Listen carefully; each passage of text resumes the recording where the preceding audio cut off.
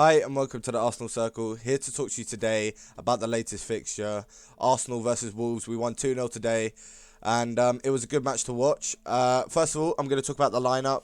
We went with our strongest possible 11 today. Ramsdale in goal, Zinchenko, White as the fullbacks, Saliba, Gabriel in centre half, and then Xhaka, Partey, Martinelli, Odegaard, Saka, and Jesus. Now, what's the first thing we will talk about? Well, the first thing I'm going to talk about is Xhaka, because he came off in the 16th minute for Fabio Vieira. A little injury. I think it's a precaution. But this is the problem with doing the World Cup midway through the season. A lot of players are just not playing to the highest standard to avoid getting injured and to avoid not going to the World Cup. And it takes something out of the game that you want to keep there, which is the passion and just not caring about their physical well-being, right? But yeah, Fabio Vieira came on. He had a job to do, but let's just say he didn't do that job. But we no, we'll talk about it now because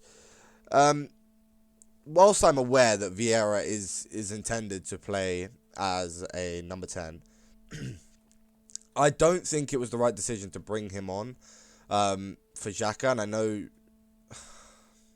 I know that he's able to go forward like Xhaka, but the other thing we see with Xhaka is when we have Zinchenko on the field, Zinchenko a lot of the time goes into that midfield, so we also need someone that can play like a left back role, and Xhaka's able to do that whilst also going forward, and Vieira you didn't see that today. He kind of just loitered in the midfield, slipped over a couple of times, was distinctly average. He didn't have a good game at all. But, yeah, so I have switched over to FootMob, so we can see the player ratings. Let's see what they gave Vieira. They gave Vieira 7.3, which I think is very generous. No, he did get an assist, that's fair.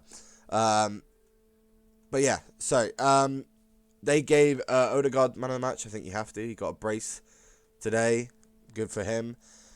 His first goal was... Vieira did get the assist, but I don't know. It was... Vieira got the ball from Jesus, I think it was, and, he's done well. Crossed it in, and it's a tap-in for Odegaard. Good. We needed that one, because this first half, right, I'll talk about it quickly, we looked very shaky. We looked like a group of individuals that were more worried about the World Cup. And I don't blame them, because a lot of these players, it's their first World Cup because of how young they are, and they don't want to miss out on that, especially Xhaka, who came off early, who's going to be captaining Switzerland. You can't miss out on that opportunity to be captaining your country. So it's totally understandable that's going to happen. But yeah, a very rowdy game, this one. You saw in the first half, they were all booing Ben White because of a incident where I think he didn't get a yellow, and then he won a yellow that maybe he shouldn't have. But, we didn't look particularly impressive in the first half. We played our football. We attacked him a couple times. But on the break, Wolves looked the better team in terms of likelihood of going on and getting something from this match. I think halftime switched it around a bit, because I think Mikel Antonio,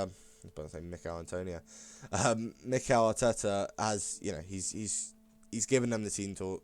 He's revitalized the energy, all the waffle, and we go in 10 minutes in, we get our first goal, and then later on, I think this was crucial. This second goal, I actually don't remember the second goal, but aside, it was just a finish, I think. Anyway, no, but the second goal was crucial, because they begun to put on the pressure here, and it looked like they might get one, and then no second goal. But to be fair to Wolves, even after we were 2-0 up, they did look like they did have a chance to score. But no, we were the better team today. I don't think that's in doubt. But what I will say is that Wolves were definitely not bad. As you can see here, some standout performances. Bueno and Guedes is exactly who I'd say. You can see by their ratings as well. Bueno, he was man of the match in the first half, if there's such an award.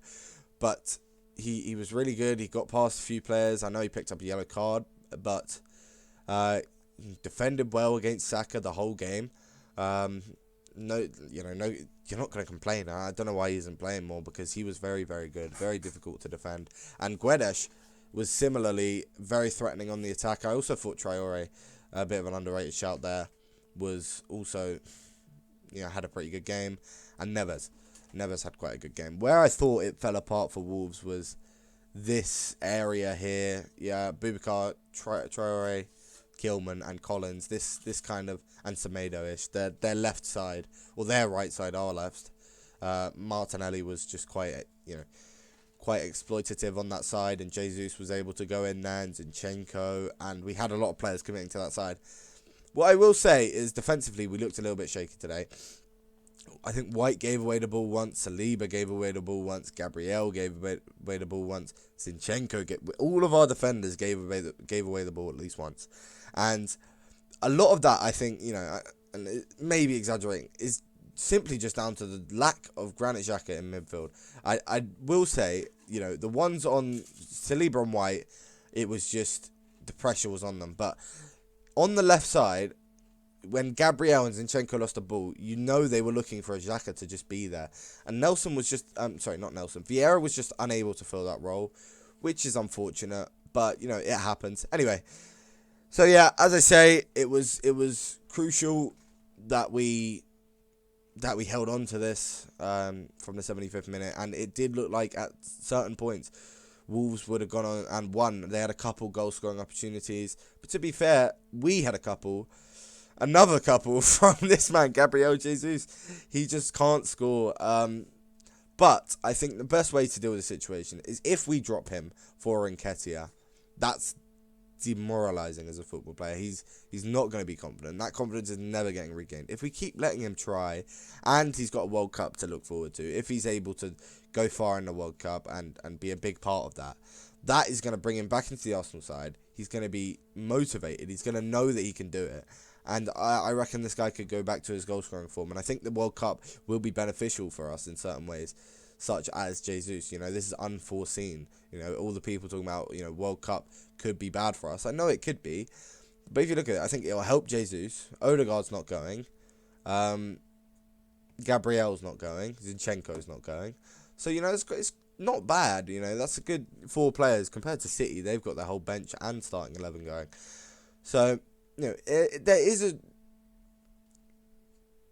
a sense of it's not going to matter that much, I guess. But, the other substitutions, Nelson, El Neni, and Suarez were on in the 90th. They didn't really do much, just kind of saw out the last 4 minutes. Just to see if there's any stats. Yes, we have the stats. We had 63% possession. We basically got our expected goals. But as you can see, look, Wolves had 11 shots. They had 0 big chances, and I think it's fair to say they had 0 big chances in terms of final output, but in terms of on the break, they had a lot of big potential chances, if that makes sense. And they weren't bad today, Wolves. Wolves looked really good. They look like a team that is trying to impress their new manager. Especially so with Bueno, man. I was really impressed with Bueno. Like, look out for this guy. Because when you're able to shut off a player like Saka, you have to be something special. Any other interesting facts? Not really. Just kind of a bog standard game. It wasn't too interesting. I did think it spiced up in the second half. But the fans today were brilliant. And it's just good we got the result, because now we are 5 points clear of City. I forgot to mention that. City lost earlier to Brentford, so we are 5 points clear, which means no matter what, going in to 2023, Arsenal are first in the table, I believe, which, that's incredible. Going into the season, you say, January 1st, you're first. You take that. Obviously you take that, but this is more than what we take. You could have said I'm 5th at January 1st, and I would have taken that, going into the season. Because I feel like we would have had to push for the top 4 in the latter parts of the season. Anyway, let me know what you thought about the game. Let me know what you thought of FootMob, which I've used today, because it does give you the player ratings and a lot more in-depth stats when you're not logged in, because I don't have a OneFootball account, so I've just been using it. from the web. But yeah, FootMob seems to be doing it for me. If you enjoyed the video, please like and subscribe, and thank you for watching. Goodbye.